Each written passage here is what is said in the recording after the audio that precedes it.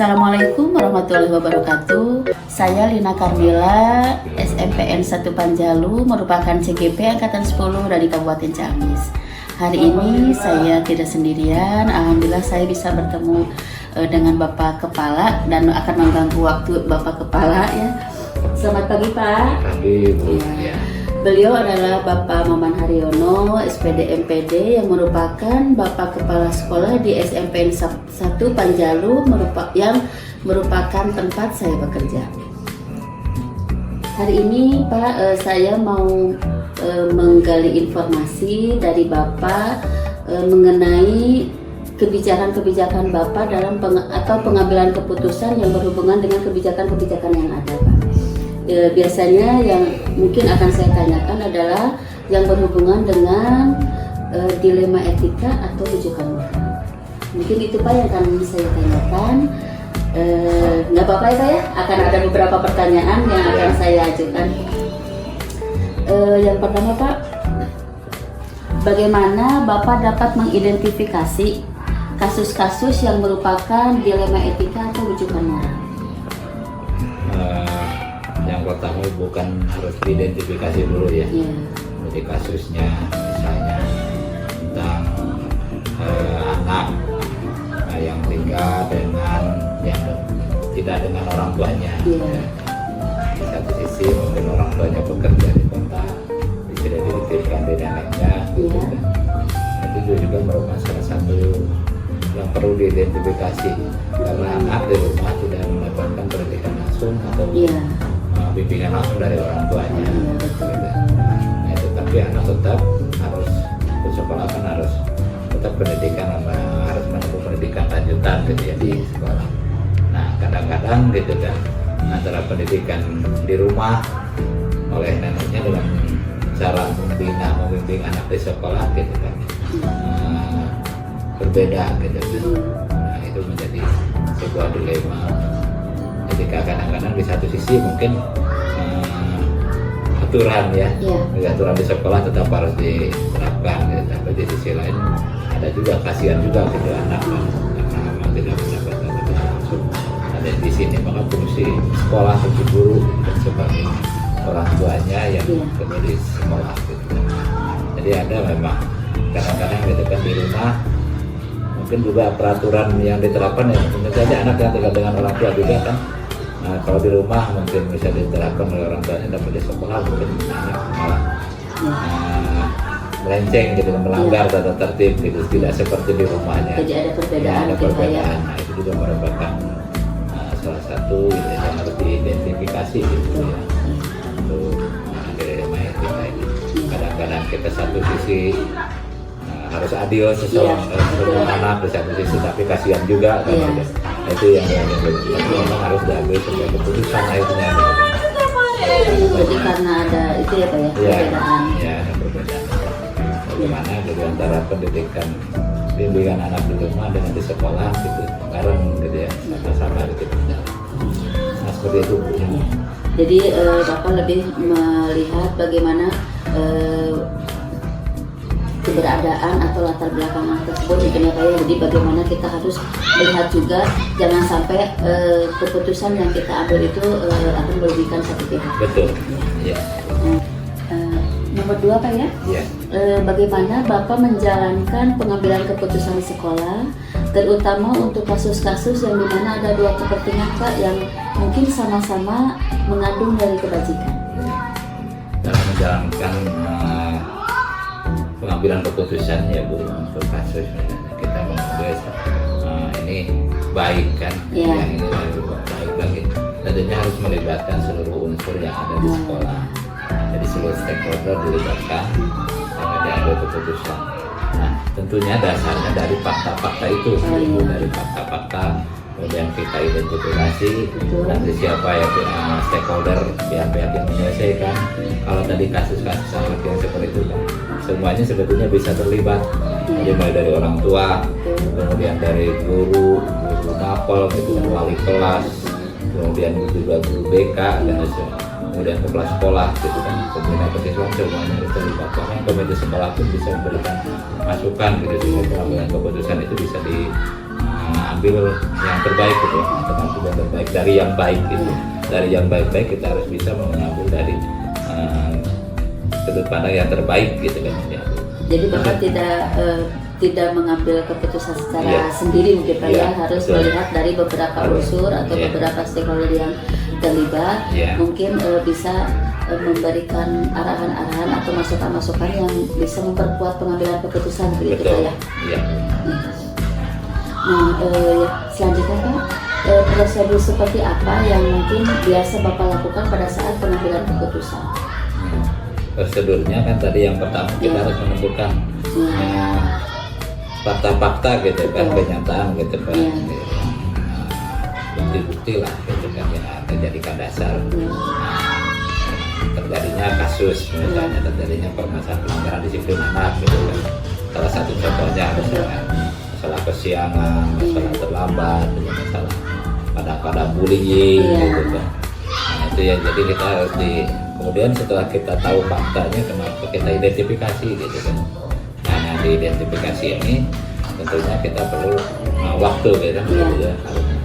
Nah setelah itu baru kita mengusahakan atau berdiskusi dengan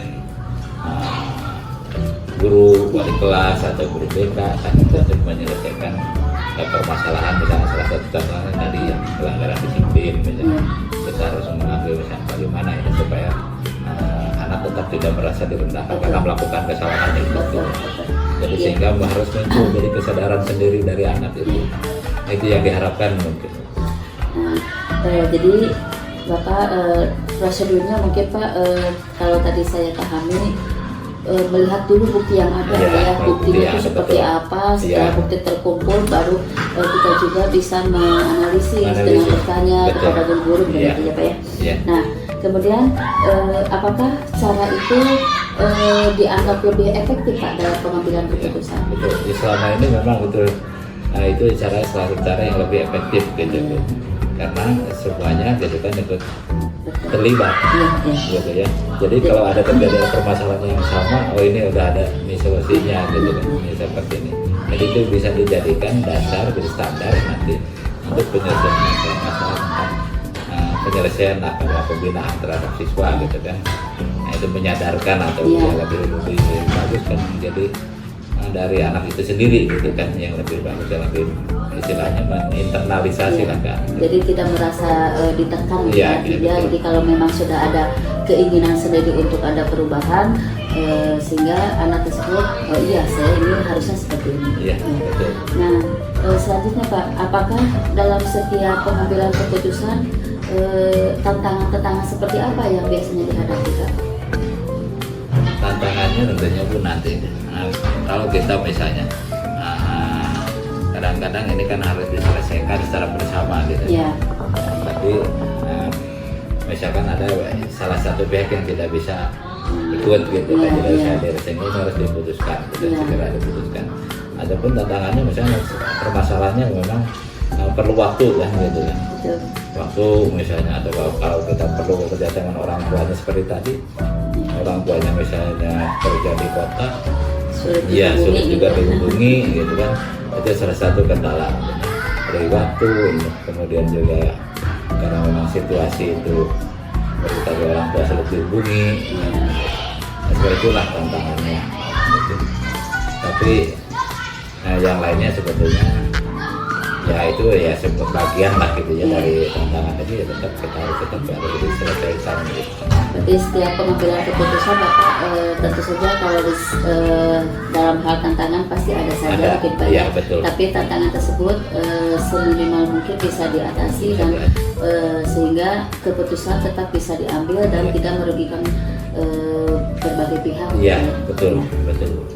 Selanjutnya Pak, dalam pengambilan keputusan, apakah Bapak itu mempunyai jadwal-jadwal tertentu Pak, atau setiap masalah ditangani langsung, atau disimpan dulu karena Bapak saya punya jadwal nih, kalau mau pengambilan keputusan atau mau menyelesaikan masalah itu saya harus setiap Jumat dan Kamis dan Jumat saja misalnya, atau langsung ditangani?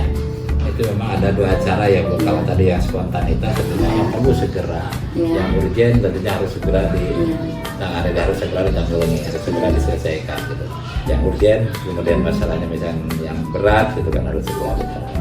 Tapi kalau memang yang rutin jadi seharusnya kan memang sudah misalnya kita waktu ketika upacara bendera sejak hari Senin disampaikan kepada anak-anak gitu kan. Nah ini perilaku yang baik gitu. Contoh-contoh yang bagus yang gitu itu disampaikan gitu ya kan. Nah seperti itu jadi minimal setiap seminggu sekali kan harus disampaikan. Jadi ada jadwal tertentu untuk lebih mengingatkan anak gitu ya bahwa ada hal-hal yang memang jangan sampai membuat permasalahan gitu ya. Tapi kalau yang urgent memang harus hari itu harus. Jadi tetap saja Pak ya kalau selesaikan. Kita pengambilan keputusan mungkin kalau memang dikira itu harus segera ditangani ya betul. Mungkin tanpa ada siapapun gitu ya segera saja dilakukan. Nah Pak, dalam pengambilan keputusan ini apakah ada seseorang atau faktor-faktor yang bisa mempermudah Bapak untuk melakukan pengambilan keputusan itu?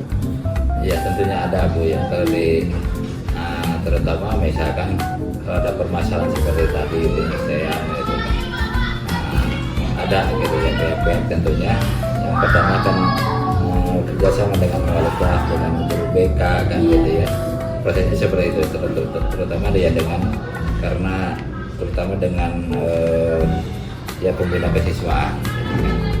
Jadi yang terutama penyelesaian ini ya tentunya kalau di sekolah itu lebih mudah lah gitu. Jadi lebih ringan lah gitu. Dan sangat membantu sekali gitu kan. Kalau proses dari wali kelas kemudian tidak bisa kerja sendiri Pak ya. Terus apalagi dibantu dengan kesiswaannya gitu kan itu lebih mudah, lebih ringan untuk penyelesaian kasus-kasus. Jadi tetap untuk mempermudah itu kita harus ada yang namanya kerjasama ya. Nah mungkin ini pertanyaan yang terakhir Pak ya. Bapak mungkin kan sudah bertahun-tahun menjadi kepala sekolah, pasti banyak hal-hal yang menjadi dilema etika itu ya Pak ya, atau bujukan moral itu sering sekali Bapak hadapi gitu. Nah kira-kira pembelajaran seperti apa yang Bapak ambil dari setiap masalah-masalah yang harus diambil keputusannya atau harus segera diselesaikan? Ya banyak ya pembelajaran sebetulnya buat kita ketika kita memutuskan ini seperti tadi sesuatu ini baik kita harus berani gitu kan mengambil salah satu pengambilan keputusan gitu. Ya tentunya dengan pertimbangan gitu kan, dengan pengalaman gitu. Kalau ada terjadi kasus seperti ini penyelesaiannya harus seperti ini. Nah seperti tadi, jadi menggali fakta dulu, kemudian mengidentifikasi, kemudian kita bersama berdiskusi atau bermusyawarah mengambil keputusan itu. Nah itu dari pengalaman kasus-kasus seperti itu kan, jadi bisa diterapkan ke siswa atau ke kalau ada permasalahan yang sama gitu kan, walaupun misalnya dalam waktu yang berbeda gitu kan. Tapi rata-rata gitu kan dari pengalaman itu, yang akhirnya kita bisa mendewasakan kita untuk mengambil keputusan itu kan. Jadi memang yang terutama gitu kan harus kita catat gitu sebuah peristiwa itu harus kita catat, kita apa langkah-langkahnya segala macam gitu. Seperti itu. Jadi itu lebih mempermudah gitu ya. Nah itu jadi kalau ada kasus ya Pak, mungkin itu beberapa pertanyaan yang sudah sampaikan pada Bapak. Alhamdulillah Bapak sudah memberikan pencerahan mengenai bagaimana kita mengambil keputusan atau pengambilan keputusan yang berhubungan dengan dilema etika atau ujian moral. Mudah-mudahan apa yang Bapak sampaikan itu sangat bermanfaat Pak bagi kami atau mungkin pada umumnya bagi semua orang Pak yang nanti akan melihat tayangan ini Pak. Mudah-mudahan Bapak juga selalu diberikan kesehatan Pak. Terima kasih atas waktunya Pak. Ya. Sampai tetap semangat ya Bu. Amin. Semangat terus lancar lah, sukses. Amin. Alhamdulillah wawancara saya dengan Bapak Kepala SMP 1 Panjalu, Bapak Maman Haryono, SPD MPD telah selesai. Mudah-mudahan apa yang Bapak Kepala sampaikan bisa bermanfaat untuk kami semua. Terima kasih. Assalamualaikum warahmatullahi wabarakatuh. Waalaikumsalam warahmatullahi wabarakatuh. Assalamualaikum warahmatullahi wabarakatuh. Saya Lina Karmila, SMPN 1 Panjalu, merupakan CGP Angkatan 10 dari Kabupaten Ciamis. Hari ini saya tidak sendirian. Alhamdulillah hari ini saya bisa bertemu dengan Bapak Tatang Irwan yang merupakan Kepala Sekolah SMPN 1 Lumbung. Selamat siang Pak. Selamat siang Bu Rina. Makasih Pak ya, hari ini Bapak sudah bisa meluangkan waktu untuk diadakan wawancara mengenai pengambilan keputusan. Siap. Mungkin akan ada beberapa pertanyaan Pak yang akan saya ajukan. Ini berhubungan dengan kebijakan-kebijakan Bapak sebagai kepala sekolah yang mungkin atau pasti, bukan mungkin ya, pasti ada kasus-kasus yang berhubungan dengan dilema etika. Ya. Bagaimana Bapak dapat mengidentifikasi mengenai kasus-kasus yang merupakan dilema etika atau rujukan moral? Ya.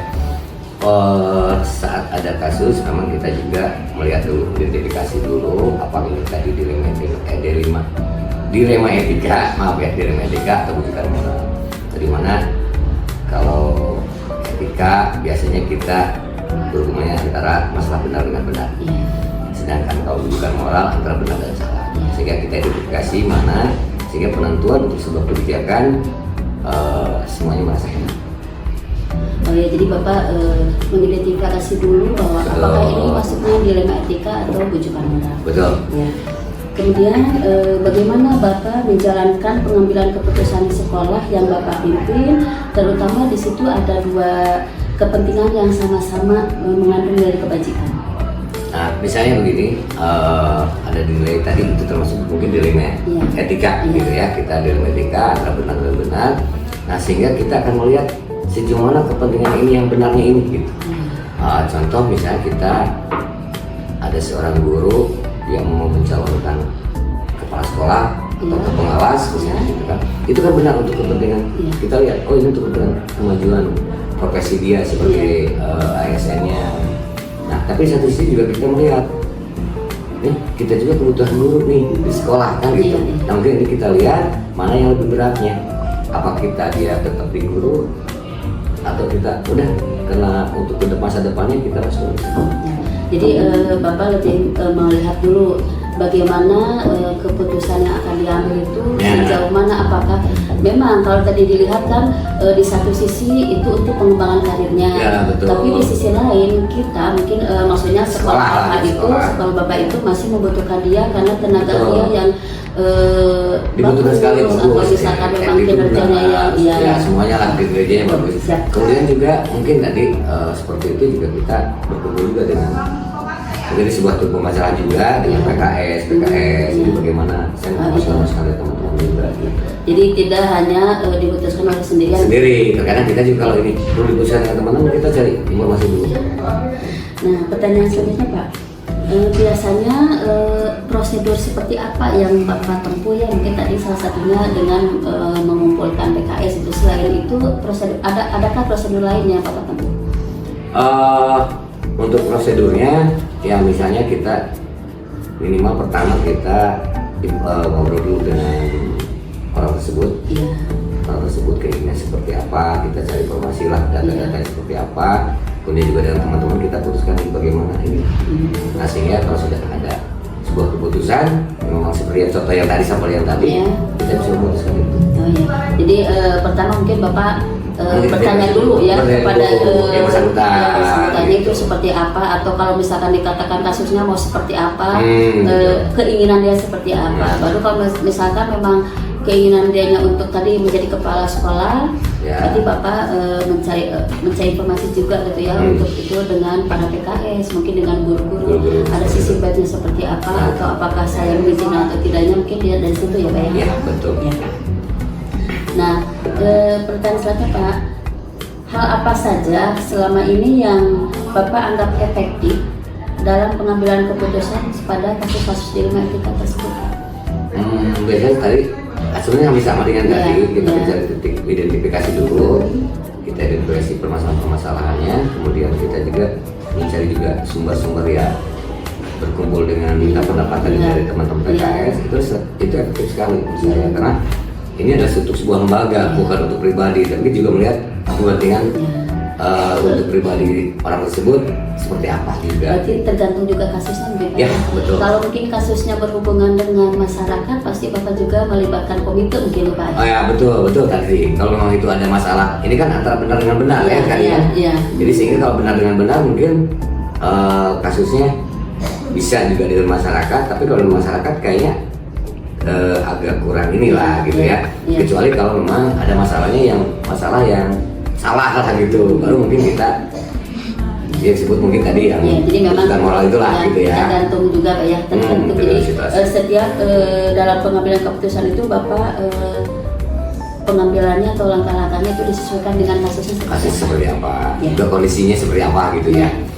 Nah, selama ini Pak dalam setiap pengambilan keputusan yang biasanya menjadi tantangan itu seperti apa Pak? Atau apa saja yang menjadi tantangan Bapak dalam setiap mengambil keputusan? Masih keputusan itu dilema etika apa? Ya, yang Masukan moral? kedua-duanya Pak. Kedua-duanya. Biasanya yang Itu terkadang itu sebenarnya kalau itu secara moralitas lah gitu, moralitas, kemudian juga ya etika yang memang tadi yang itu yang kita perhitungkan gitu, efeknya seperti apa gitu. Karena kalau efeknya nanti membuat orang jadi tidak bersemangat atau apa, itu kita juga kan nggak mau gitu. Jadi kita lihat betul-betul dari mana nih segi identifikasi kita harus jeli lah gitu. Di situ begini. Iya.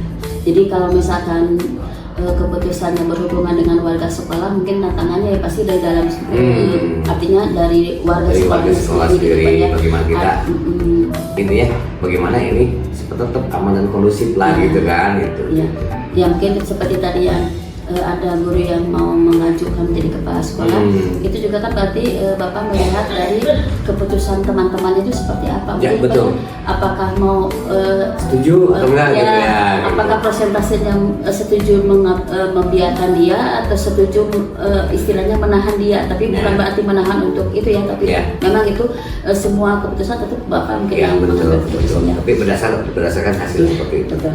Nah, Pak, kalau misalkan setiap ada kasus apa ya, atau Bapak mau mengambil keputusan, apakah Bapak menjadwalkan secara tertentu? Misalkan ini ada kasus, ya udahlah nanti minggu kesekian aja, atau pada saat ada laporan kasus langsung Bapak tangani? Biasanya kalau itu kita tangani ya, kita tangani, kecuali kalau dijadwalkan itu kalau memang kebetulan saya tidak ada di tempat misalnya gitu kan, berarti kan terus ditunda itu kan. Nah, tapi kalau memang kita ada di sekolah, kita tangani langsung tadi dengan cara identifikasi dan sebagainya, walaupun keputusannya nanti mungkin Ada jeda gitu. Kadang-kadang kan tidak bisa juga kita dijadwalkan, apalagi kepentingannya tadi seperti ingin daftar harus bisa besok, kita jadwalkan kan nggak mungkin begitu. Nah, itu. Ya. Jadi mungkin kalau saya tangkap Bapak, setiap ada pengambilan keputusan, kalau memang sekiranya dibutuhkan secepat mungkin itu Ya. langsung ditangani. Tapi Insya kalau misalkan masih ada, artinya tidak terlalu berhubungan dengan hal-hal yang krusial atau disegerakan, mungkin Bapak Bisa ditunda dulu atau mencari terlebih dahulu informasi, untuk ya. mencari informasi lebih lanjut. Betul, Ya. betul. Nah, pertanyaan saja Pak, dalam setiap pengambilan keputusan Pak, apakah ada orang tertentu atau faktor-faktor yang bisa mempermudah Bapak dalam pengambilan keputusan? Tentu saja ada. Utamanya kalau di sekolah, saya ada teman-teman PKS. Iya. Nah, itu teman-teman saya mungkin yang bisa memberikan sebuah masukan-masukan untuk mereka tadi ya.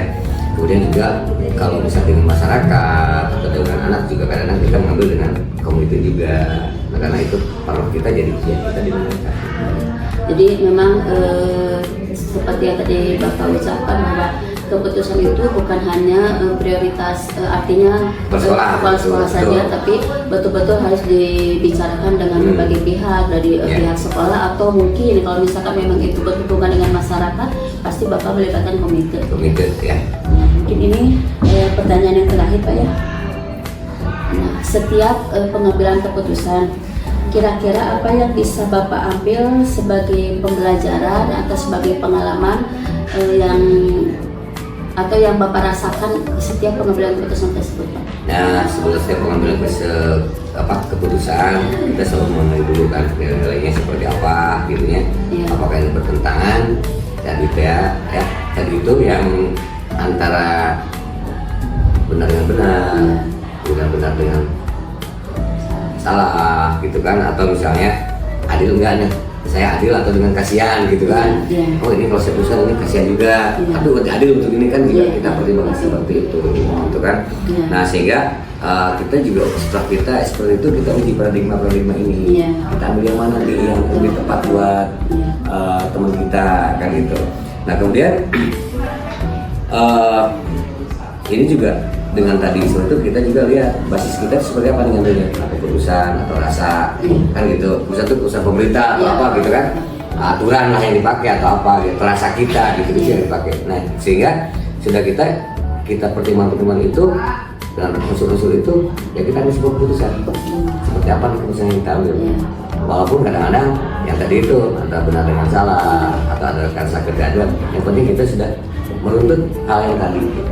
Jadi dari berbagai atau setiap kejadian Bapak pengambilan keputusan tersebut, Bapak lebih memahami bagaimana nih kalau andaikan saya mempunyai dilema lagi atau ada permasalahan lagi. Jadi makin kesini makin dengan banyaknya permasalahan, kadang kita semakin banyak tahu banyak dewasa lagi, semakin dewasa. Jadi Bapak juga mungkin harus lebih banyak berkomunikasi dengan warga, ya dengan komite, karena kan yang saya pahami tadi Bapak juga kan lebih melibatkan komite itu karena memang kita tidak tahu ya permasalahan-permasalahan itu kadang berhubungan dengan warga, sehingga harus kita juga datang ke warga itu kira jangan sampai keputusan itu merugikan warga. Betul, atau merugikan satu pihak lah ini. Ya, ya Bapak, terima kasih mungkin Pak atas waktunya. Mudah-mudahan apa yang Bapak sampaikan itu bisa membuat saya khususnya lebih memahami bagaimana kita caranya mengambil sebuah keputusan yang berhubungan dengan dilema etik atau bujukan moral. Terima kasih atas waktunya. Mudah-mudahan Bapak selalu sehat walafiat. Ya itulah sekilas wawancara saya dengan Bapak Tatang Ridwan yang merupakan Kepala Sekolah SMP 1 Lumbung. Terima kasih. Assalamualaikum warahmatullahi wabarakatuh.